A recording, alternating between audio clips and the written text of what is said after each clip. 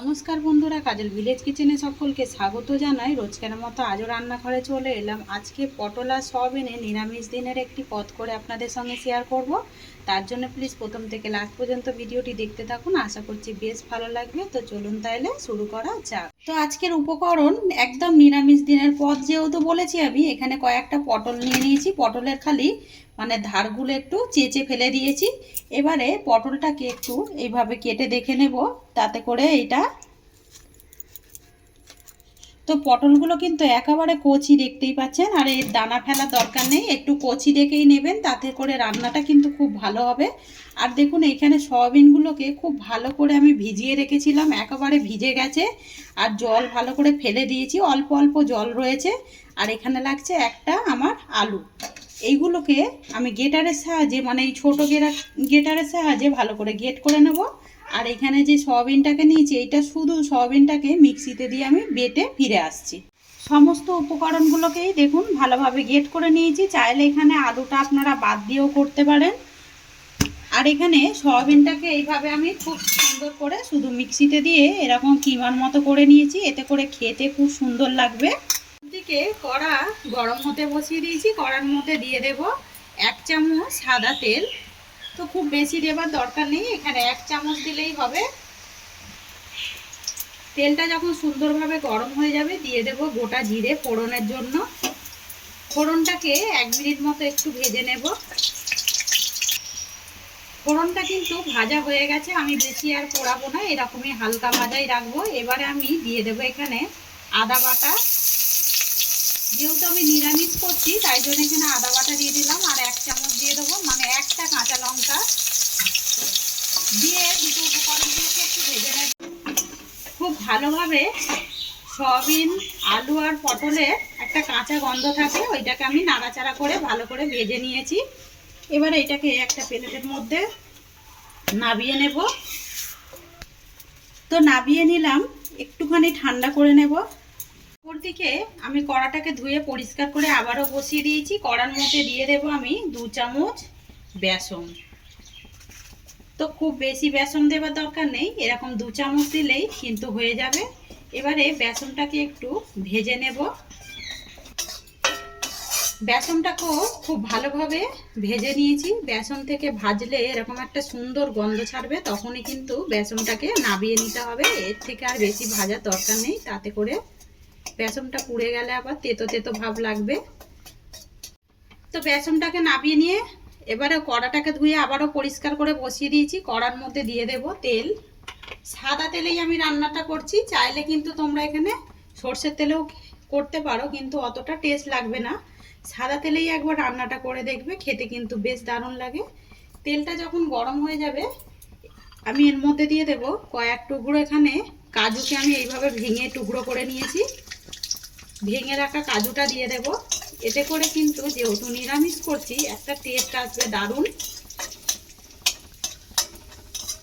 হালকা যখন একটু রং চলে আসবে, তখনই আমি গ্যাসটাকে এবারে অফ করে দেব। দিয়ে কাজুটাকে একটা বাটির মধ্যে তুলে রাখবো। খুব ভালোভাবে একটু ঠান্ডা করে নিয়েছি, যাতে করে হাতটা দিতে পারি। এবার আমি এখানে দিয়ে দেব যে কাজুটা ভেজে রেখেছিলাম, ভেজে রাখা কাজু। এবার আমি এখানে দেব যে বেসনটাও ভেজে রেখেছিলাম 2 চামচ, বেসনটাও দিয়ে দেব। দিয়ে এবারে উপকরণগুলোকে খুব ভালো করে একটু মাখিয়ে নেব। আজকের রেসিপি আপনাদের কীরকম লাগছে কমেন্ট করে জানাবেন। যদি ভালো লেগে থাকে একটা লাইক করে দিয়ে আমার পাশে থাকবেন। উপকরণগুলোকে খুব ভালো করে মাখিয়ে নিলাম। এবারে এখানে একটু তেল হাতের মধ্যে একটু লাগিয়ে নিয়েছি, যাতে করে না হাতের মধ্যে চিপকে যায়। এবার আমি এইগুলোকে সুন্দর করে যেরকম ঠিক কোফতা রেডি করি, সেইভাবেই আমরা কোফতার মতো রেডি করে নেব।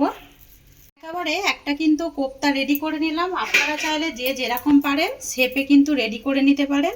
তো দেখুন কতটা সুন্দর দেখতে লাগছে। এবার সমস্ত কোফতাগুলোকেই গড়ে নিয়ে ফিরে আসছে। সমস্ত কোফতাগুলোকেই সুন্দর করে গড়ে নিলাম। আর দেখুন দেখতে কতটা সুন্দর হয়েছে, খেতে কিন্তু বেশ দারুণ লাগবে। তো নিরামিষ দিনে আপনারাও কিন্তু এইভাবে বাড়িতে ট্রাই করে সবাইকে কিন্তু চমকে দেবেন।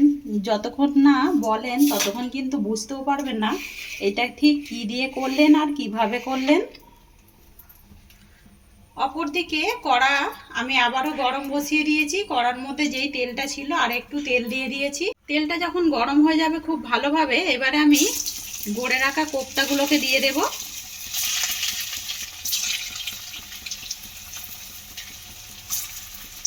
সমস্তগুলোকেই দিয়ে দেব।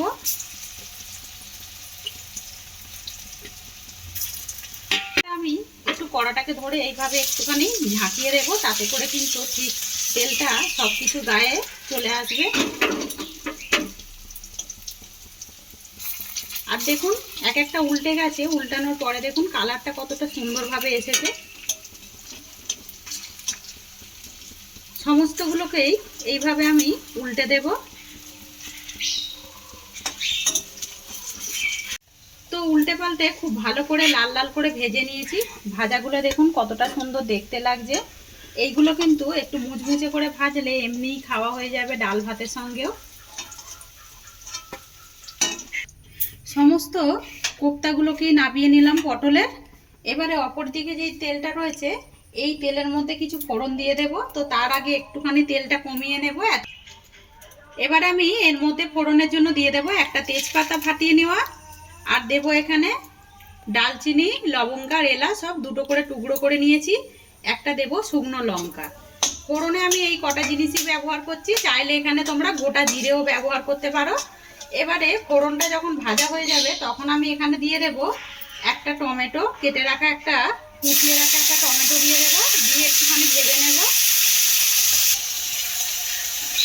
এখানে একটু লবণ দিয়ে দেবো। লবণ দিলে পরে তাহলে কিন্তু টমেটোটা তাড়াতাড়ি সিদ্ধ হয়ে যাবে আর ভাজা ভাজা হয়ে যাবে।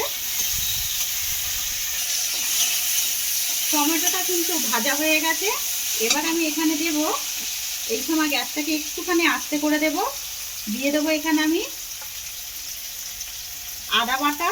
যেহেতু আমি বলেইছি আগে নিরামিষ করছি, তাই জন্য আমি দিয়ে দিলাম এখানে আদা বাটা।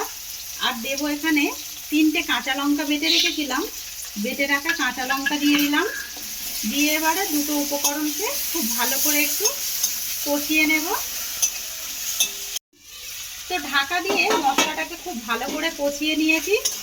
মশলা থেকে তেল ছাড়তে শুরু করেছে। এই সময় আমি এর মধ্যে অল্প একটু জল দিয়ে দেবো। আমি কিন্তু এখানে গরম জল ব্যবহার করছি।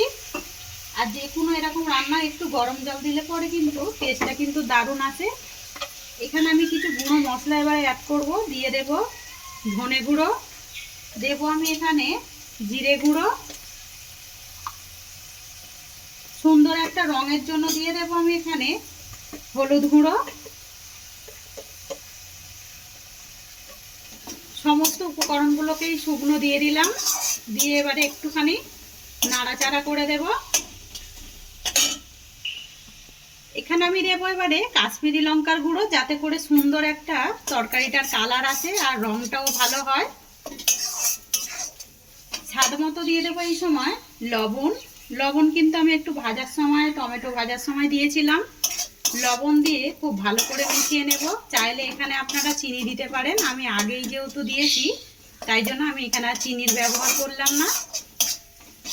তো আমি আবারও ঢাকা দিয়ে খুব ভালোভাবে মশলাটাকে কষিয়ে নিয়েছি। মশলা থেকে দেখুন তেল ছাড়তে শুরু করেছে আর মশলাটা একেবারে কষানোটা দানা দানা ভাব এসে গেছে। আর এর থেকে বেশি কষানোর দরকার নেই। এবার আমি এখানে জল দিয়ে দেবো 1 গ্লাস গরম জল। আমি আগেই বলেছি জলটা কিন্তু এখানে গরম জল দেওয়ারই চেষ্টা করবেন, তাহলে পরে তরকারির টেস্টটা কিন্তু খুব দারুণ আসবে। দিয়ে আমি ঢাকা দিয়ে একটুখানি ফুটতে দেবো জলটাকে। যেহেতু গরম জল দিয়েছিলাম তাই জন্য দেখুন খুব তাড়াতাড়ি কিন্তু ফুটে উঠেছে। এই ফাঁকে আমি যে ভেজে রাখা কোপ্তাগুলোকে দিয়ে দেব। সমস্ত কোপ্তাগুলোই দিয়ে দিলাম, দিয়ে একটুখানি মিশিয়ে দেবো এইভাবে। আর এই ফাঁকে আর ভেঙে যাবার কিন্তু ভয় নেই, একেবারে কিন্তু খুব ভালোভাবে হয়ে যাবে। এখনই আমি এর মধ্যে দিয়ে দেব গরম মশলা গুঁড়ো আর দেব অল্প একটু ঘি। দিয়ে দেব হাফ চামচের মতো ঘি। দিয়ে এবারে উপকরণগুলোকে খুব ভালো করে মিশিয়ে নেব। আর এই ফাঁকে কিন্তু দেখে নিতে পারেন, লবণটা একটু চেক করে নেবেন। আবার আমি ঢাকা দিয়ে এটাকে একটু দমে রান্না করে নেব। তো একেবারে রান্না করে নিয়েছি আর দেখুন কালারটা কত সুন্দর এসেছে। তরকারি কিন্তু রংটাও বেশ দারুণ হয়েছে। এবার আমি এটাকে একটা প্লেটের মধ্যে নামিয়ে নেব। তো দেখুন একদম প্লেটের মধ্যে নামিয়ে নিয়েছি। কতটা সুন্দর দেখতে হয়েছে দেখুন। আজকের রেসিপি আপনাদের কিরকম লাগলো কমেন্ট করে জানাবেন। যদি ভালো লেগে থাকে একটা লাইক করে দেবেন।